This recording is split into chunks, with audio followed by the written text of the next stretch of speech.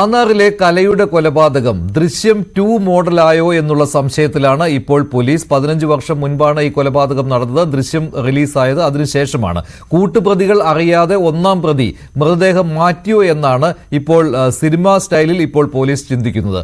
മൃതദേഹം എവിടെയാണെന്ന് അറിയാവുന്ന ഒരാൾ ഭർത്താവായ അനിൽകുമാർ ആണെന്നാണ് പോലീസ് സംശയിക്കുന്നത്. മറ്റിടങ്ങളിലും പോലീസ് പരിശോധന നടത്തിയേക്കും.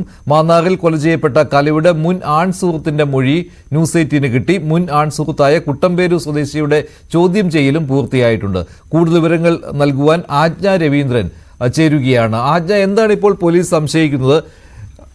മൃതദേഹം അവിടെ ഇല്ല എന്നുള്ള ആ ഒരു രീതിയിലേക്ക് അന്വേഷണം പോവുകയാണോ?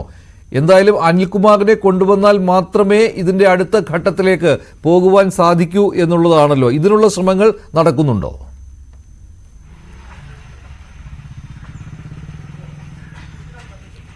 മഞ്ജുഷ, ഇന്റർപോളിലേക്ക് CBI വഴി അനിൽകുമാറിനെ കൊണ്ടുവരാനുള്ള നടപടിക്രമങ്ങളിലേക്കുള്ള നീക്കത്തിലാണ്. അതുവഴി ഇന്റർപോളിനെ അറിയിച്ചിട്ടുണ്ട് എന്നാണ് ഇപ്പോൾ കിട്ടുന്ന ഏറ്റവും പുതിയ വിവരം. കാരണം CBI വഴി ഇതിൽ നീക്കുപോക്കുകൾ ഉണ്ടാക്കുക, അല്ലെങ്കിൽ എംബസി വഴി അതിനുള്ള നീക്കുപോക്കുകൾ ഉണ്ടാക്കുക എന്നാണ്.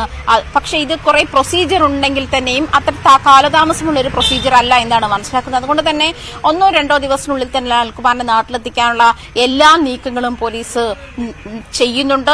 അത് മാത്രമല്ല, ഈ പറഞ്ഞതുപോലെ അദ്ദേഹത്തിന്റെ വീട്ടുകാരെ സ്വാധീനിച്ച് ആ വഴിയും അനിൽകുമാറിനെ നാട്ടിലെത്തിക്കാനുള്ള ശ്രമങ്ങൾ പോലീസ് തുടരുന്നുണ്ട് എന്നാണ് മനസ്സിലാക്കുന്നത്. ദൃശ്യം മോഡൽ എന്നുള്ള ഒരു നിരീക്ഷണം തെറ്റാണ് എന്നുള്ള തരത്തിലേക്കുള്ള അപ്ഡേഷൻസ് ആണ് വരുന്നത്. കാരണം 3 പ്രതികളും ഇതിൽ തന്നെ ഉറച്ചു നിൽക്കുന്നു. ആദ്യം ജിനു മാത്രമായിരുന്നു സെപ്റ്റിക് ടാങ്കിൽ ഉപേക്ഷിച്ചു എന്ന് പറഞ്ഞത്. എങ്കിൽ 3 പ്രതികളും ഇപ്പോൾ അതിൽ തന്നെ ഉറച്ചു നിൽക്കുന്നു എന്നാണ് പോലീസ് ഭാഷ്യം.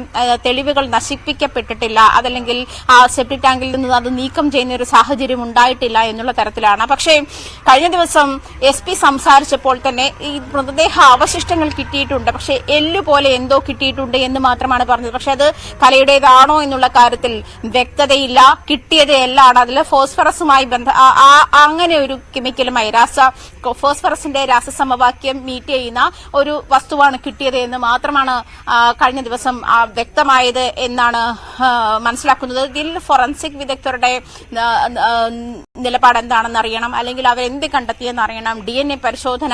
ഇതിലെ മുടി എന്ന് പറയുന്നത് ഒരു സാധ്യതയല്ല. കാരണം ഒരുപക്ഷെ ഈ സ്ത്രീ മുൻപ് ആ വാഷ്റൂം ഉണ്ടാകാൻ സാഹചര്യമുണ്ട്. അത് ചിലപ്പോൾ ഈ പറയുന്ന ഫ്ലഷിലൂടെയൊക്കെ മുടി സെപ്റ്റിക് ടാങ്കിലേക്ക് എത്താനുള്ള സാഹചര്യമുണ്ട്. അതുകൊണ്ട് മുടി ഒരു തെളിവായിട്ട് കണക്കാക്കാൻ പറ്റില്ല എന്നൊരു നിലപാടിലും പോലീസ് എത്തിയിട്ടുണ്ട്. പക്ഷേ ഏറ്റവും പുതിയ വിവരം ഇതാണ്. ഇന്റർപോൾ വഴി അനിൽകുമാറിനെ നാട്ടിലെത്തിക്കാനുള്ള ശ്രമങ്ങൾ തുടരുന്നുണ്ട്.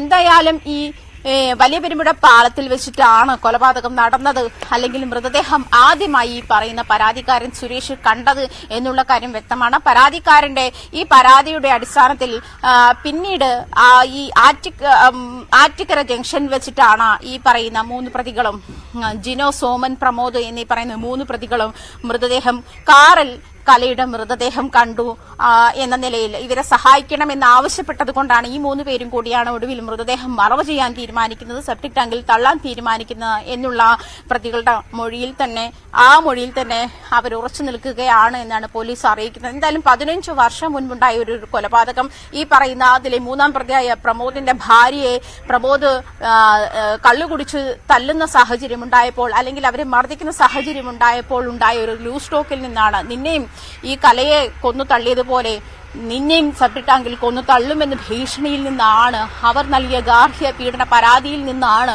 എന്തായാലും 15 വർഷം മുൻപ് നടന്നിരിക്കുന്ന ഈ മിസ്സിംഗ് കേസ്, അല്ലെങ്കിൽ ഈ തിരോധാന കേസ് ഇങ്ങനെ ഒരു ഇതിലേക്ക് ഈ കേസ് തെളിയിക്കുവാനും എന്താണ് ഇതിന് പിന്നിലുള്ളത് എന്നുള്ള കാര്യങ്ങൾ കണ്ടെത്തുവാനും പോലീസിന് ഒരുപാട് ബുദ്ധിമുട്ടേണ്ടി വരും. അതിനുള്ള തെളിവുകൾ ശേഖരിക്കുകയാണ് ഇപ്പോൾ പോലീസ് ചെയ്യുന്നത്. അതിന്റെ ഏറ്റവും പ്രധാനപ്പെട്ട കാര്യം ഭർത്താവ് അനിൽകുമാറിനെ വിദേശത്ത് നിന്ന് നാട്ടിലെത്തിക്കുക എന്നുള്ളതാണ്. അതിനുള്ള ശ്രമങ്ങൾ ഇപ്പോഴും പോലീസ് തുടരുകയാണ്.